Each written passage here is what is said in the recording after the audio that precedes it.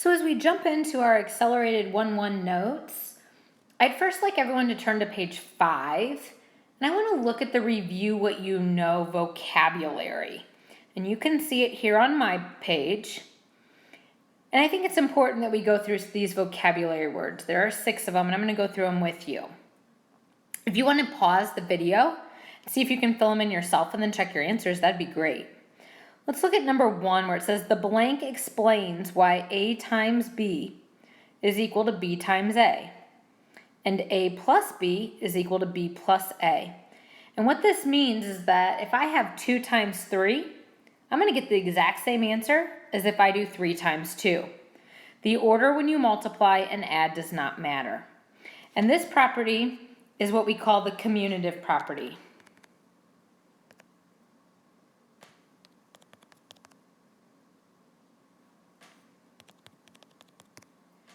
So we have the commutative property for number 1.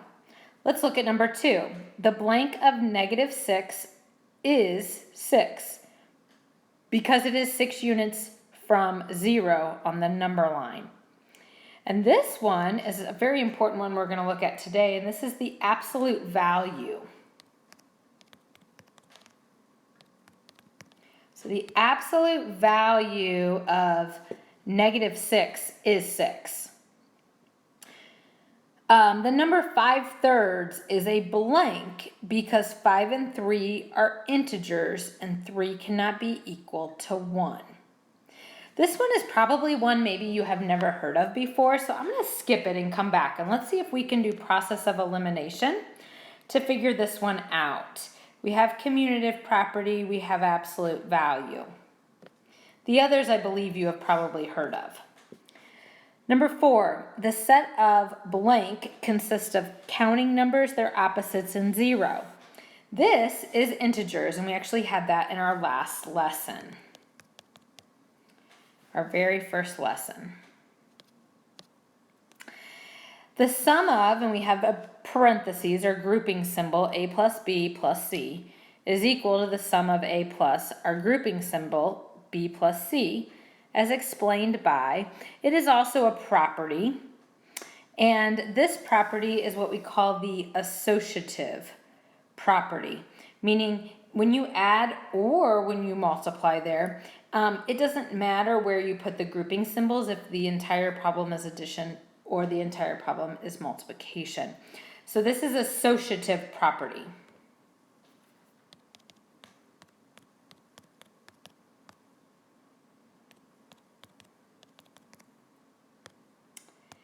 And the last one, number 6, if we look at it, number 6 is if you evaluate and you have n times y plus z in parentheses, then you're going to have n times y and n times z. This one is very important. It's called the distributive property.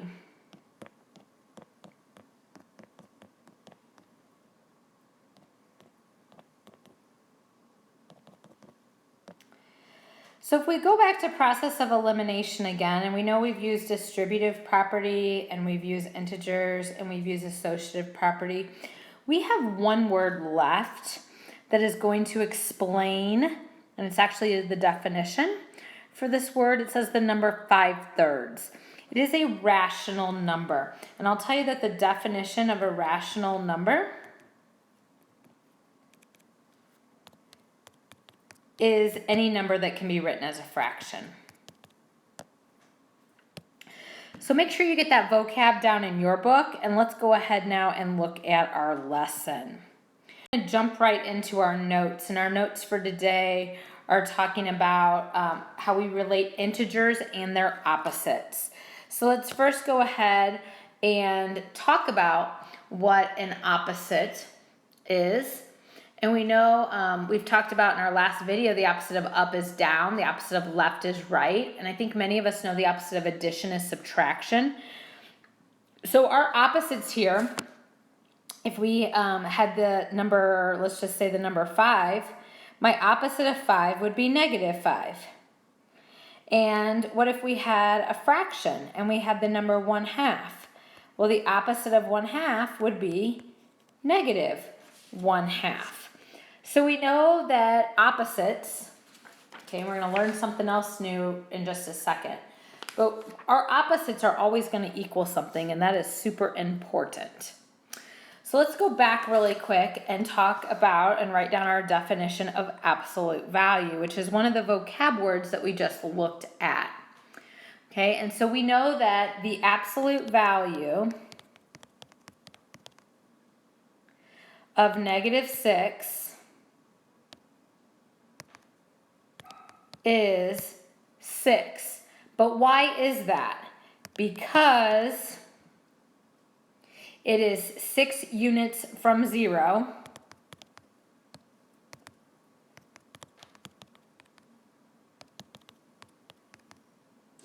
On the number line.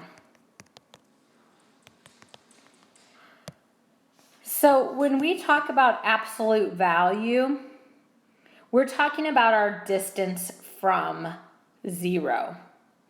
And whenever you see absolute value, for example, you will see it with our absolute value bars. And if I said the absolute value here of -2, our answer, the question is, how far is -2 away from 0 on the number line? And it is 2 spaces away. If I ask the absolute value of 7, it's saying how far is the number 7 on the number line? And the number 7 is 7 spaces away from 0. So absolute value is talking about how far is that integer or value from the number 0. So what is really important for us to understand, and we need to write this down, is that opposites will always, actually we should probably put it this way, the sum of opposites. The sum, meaning addition, of opposites will always equal 0. And that's the most important part of our whole lesson today. So if I took the +5 and -5 and I added those together, I'm getting 0. If I take a -200 and a +200, those are opposites, and I add them together, I am getting 0. So we're going to look at some try-its, and I'm on page 8 in your math book for the next couple slides if you want to pull out your math book and look at those. And so here for the first try-it, it says Xavier climbs 9 feet up into an apple tree. What integer represents the direction and how far he will climb to get back down to the ground?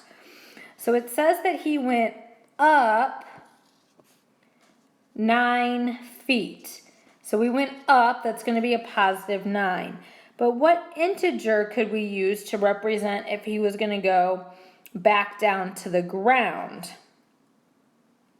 Well, if we're going back down, we know that integer would be -9. And what does the 0 represent in this real life example? The 0 represents him being on the ground. So if we go up 9 feet and we come down a -9 feet or down 9 feet, we are then back to 0, which is on the ground. Let's go ahead and look at our next example, our next try. Here we're talking about the temperature. And if we're talking about the temperature was 75 degrees. At noon, the temperature increased by 7. And I like to draw pictures for these. So if we are at 75 degrees and we increase, that means our temperature is going up by 7 degrees. So what is 75? And if I go up 7, I'm now at how many degrees? I am at 82 degrees. But by evening, my temperature is going to drop back down 7 degrees. So it is dropping back down to 7 degrees. So if I go up 7 and come back down 7, I'm still at what? I'm still at 75 degrees. So how did it change? Well, it increased by 7, it decreased by 7, but overall, did the temperature change at all? At the end of the day, it was exactly where it started at the beginning of the day. We know opposites equal 0. Positive 7 and negative 7 is going to put you right back at 75 degrees. And our last try it on the bottom of page 9. We've got money. And my two, as I mentioned earlier, if we have a positive and negative numbers, I love to look at it as temperature and as money. And so the last example was temperature. This example is money. It's perfect. Shaniqua has $45 in her wallet.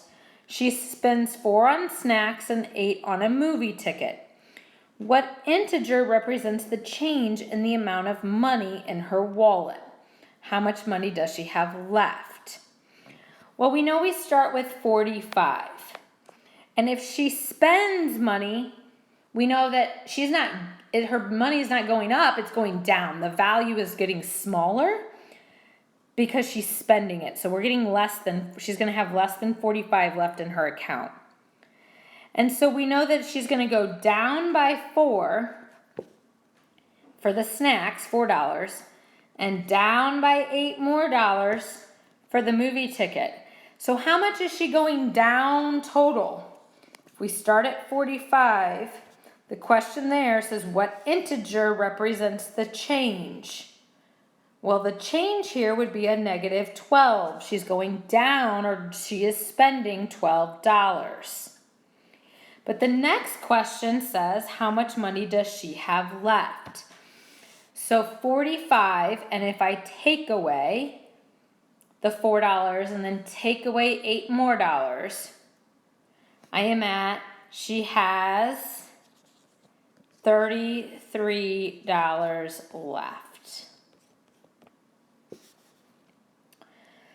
So today in your lesson is going to be going back to that essential question of how are integers and their opposites related? And so we're really looking at our integers, our positive and negative numbers. And always think about that number line and try to relate it to money or temperature to help you. And feel free to always draw a picture like we did on our examples. That's it.